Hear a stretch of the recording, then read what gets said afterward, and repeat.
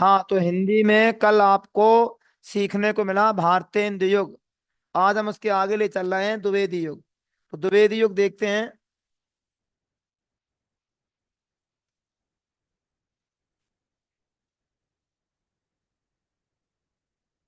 द्विवेदी युग क्या क्या देखते हैं द्विवेदी युग में? हम विशेषताएं देखेंगे द्विवेदी युग की।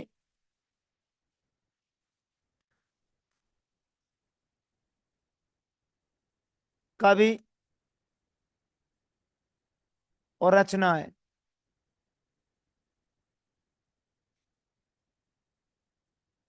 ये तीन हेडिंग्स देखते हैं, विशेषताएं, कवि और रचना। एक युग में तीन मेन हेडिंग है। द्विवेदी युग की समय सीमा देखेंगे। द्विवेदी युग के प्रवर्तक कवि देखेंगे। कल आपने भारतीय युग में सीखा कि 1850 से 1900 तक का समय भारतीय युग है। तो अब आगे बढ़ेंगे तो 1900 से 1920 तक का समय द्विवेदी युग कहलाता है। तुमसे कोई पूछे द्विवेदी युग क्या है, तो क्या कहोगे? 1900 से 1920 तक का समय क्या कहलाता है? द्विवेदी युग। द्विवेदी युग के अगर प्रवर्तक का भी कोई पूछे तो कौन है? आचार्य महावीर प्रसाद द्विवेदी। आचार्य महावीर प्रसाद द्विवेदी। द्विवेदी युग के प्रवर्तक कवि कौन है? आचार्य महावीर प्रसाद द्विवेदी। अब इनके अगर हमें कवि याद करना है, रचनाएं याद करना है या विशेषता याद करना है तो कैसे याद करेंगे? देखो, विशेषताओं की एक ट्रिक बना लेते हैं। ट्रिक बहुत सिंपल है। देखो, दे अंधी माँ खड़ी है प्रकृति में। बहुत सिंपल ट्रिक है। ट्रिक क्या है? विशेषता याद करने की सबसे अच्छी ट्रिक है, दे अंधी माँ खड़ी है प्रकृति में। तो हमें द्विवेदी युग की विशेषता हमेशा याद रहेंगी। देखो, दे से हमें याद रहेगी देशभक्त। इस युग के कवियों ने देशभक्तिपूर्ण रचनाएं लिखी हैं। नंबर दो, अपनी कविताओं में इन्होंने अंधविश्वास का विरोध किया है। अंधविश्वास का विरोध। इनकी कविताओं में अंधविश्वास का विरोध देखने को मिलता है। यहां से अंधविश्वास आ जाएगा। मां से मानव प्रेम। तीसरी विशेषता है मानव प्रेम। मतलब यहाँ के कवियों ने अपनी कविताओं में मानव प्रेम का चित्रण किया है। खड़ी बोली का प्रयोग किया है, चौथी विशेषता। यहाँ के कवियों ने अपनी कविताओं में खड़ी बोली का प्रयोग किया है। और प्रकृति से याद रहेगा प्रकृति चित्रण।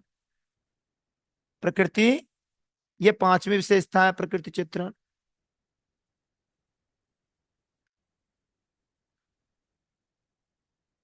तो देखो, एक ही लाइन में आपको हमेशा की लाइन विशेषता याद हो जाएंगी। बहुत सुपर ट्रिक है। द्विवेदी युग हमेशा याद रह सकता है आपको। दे अंधी माँ खड़ी है प्रकृति में। दे से देशभक्ति, अंधी से अंधविश्वास का विरोध, मानव प्रेम, खड़ी बोली का प्रयोग, प्रकृति चित्रण। ऐसे ट्रिक लिख के उसमें नंबर डाल लो। दे से देशभक्ति याद आ जाएगा, अंधविश्वास का विरोध, मानव प्रेम, खड़ी बोली का प्रयोग, प्रकृति चित्रण। तो ये विशेषता 2 नंबर में आएंगी, तो आपकी विशेषता क्लियर है। अब बात आते हैं कवि और रचनाएं। कवि और रचनाएं देखते हैं, कवि कैसे याद करेंगे। तो कवि की भी एक धमाकेदार ट्रिक है। देखो, एक एक युग आराम से धीरे धीरे याद करते रहो। इसमें एक थोड़ी सी स्टोरी सुन लें। थोड़ा सा यहाँ ध्यान दें। रामायण की तरफ चलें तो रामायण में हम जानते हैं राम को हरि कहते हैं और सीता जी को मैथिली भी कहते हैं। सीता के और भी नाम है, उन्हें वैदेही भी कहते हैं। तो यहाँ हम राम को हरि और सीता को वैदेही, और हमने क्या बताया, मैथिली भी कहते हैं सीता जी को। तो देखो, हमने एक ट्रिक बना दी है। हरि, मैथिली व हरि के।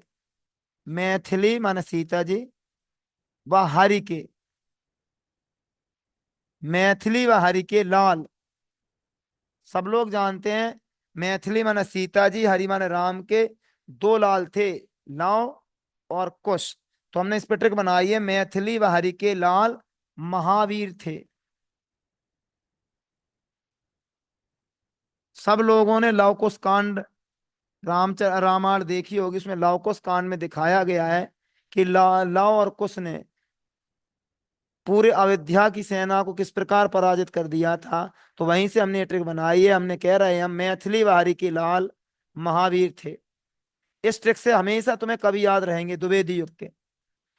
मैथिली व हरि के लाल महावीर थे। तो देखो मैथिली से याद रहेगा आपको मैथिली शरण गुप्त, मैथिली शरण गुप्त, मैथिली शरण गुप्त याद आ जाएंगे। हरि से हरिऔध आ जाएंगे। हरिऔध कवि का नाम है। लाल से याद आ जाएंगे माखन लाल चतुर्वेदी, माखन लाल चतुर्वेदी। महावीर से याद आ जाएंगे महावीर प्रसाद द्विवेदी।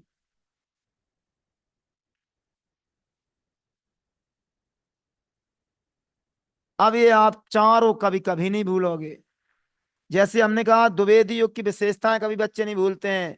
दे अंधी माँ खड़ी है प्रकृति में, पांच विशेषता हमेशा याद रहेंगी। ये याद कर लो, मैथिली व हरि के लाल महावीर थे। मैथिली से मैथिली शरण गुप्त, हरि से हरिऔध, लाल से माखन लाल चतुर्वेदी, और महावीर से महावीर प्रसाद द्विवेदी। हरिऔध, हरि जो है वे अयोध्या के थे। हरि नाम लॉजिक बनाओ, हरि कहाँ के थे? अयोध्या के। तो इनका पूरा नाम भी अपन याद रख सकते हैं। अयोध्या बद्री इसका अयोध्या सिंह उपाध्याय हरिऔध।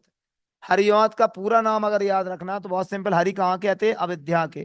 तो पूरा नाम भी याद रह सकता है अयोध्या सिंह उपाध्याय, अयोध्या सिंह उपाध्याय हरिऔध। हरिऔध, वैसे हरिऔध लिखने से भी नंबर मिल जाएंगे। पूरा नाम लिखना चाहो तो अयोध्या सिंह उपाध्याय हरिऔध। हरिऔध इनका एक निक नेम है। हमने कहा इसको भी याद रख सकते हो, हरि कहाँ के थे? अयोध्या के। तो याद रहेगा अयोध्या सिंह उपाध्याय हरिऔध। अब आ जाओ इनकी रचनाएं कैसे याद करोगे। बहुत सिंपल है, रचनाओं की ट्रिक देख लो। मैथिली माने सीता जी कहाँ रही थी? पंचवटी में। वनवास के टाइम पे मैथिली कहाँ रही? पंचवटी में। तो याद रहेगा मैथिली शरण की रचना पंचवटी। हरि माने राम, हरि को प्रिय अति वैदेही। हरि को प्रिय कौन थी? वैदेही। हमने नहीं बताया वैदेही सीता जी को भी कहते हैं। हरि को प्रिय थी वैदेही, फिर भी वो उनके साथ वनवास गई। तो हरि की रचना है प्रिय प्रवास, प्रिय प्रवास और वैदेही वनवास। सीधा लॉजिक है देखो, हरि को प्रिय वैदेही फिर भी साथ में क्या ले गए? वनवास। तो हरिऔध की रचना प्रिय प्रवास और वैदेही वनवास, दो रचना है। जो लाल होते हैं वो युग के लिए समर्पित रहते हैं। युग चरण समर्पण, युग चरण समर्पण। कैसे याद रखोगे? जो लाल होते हैं वो युग के लिए समर्पित रहते हैं। तो लाल की रचना याद रहेगी युग चरण समर्पण। द्विवेदी जी की पत्नी को नाम मंजू, उनकी दो पुत्री सुमन और सरस्वती।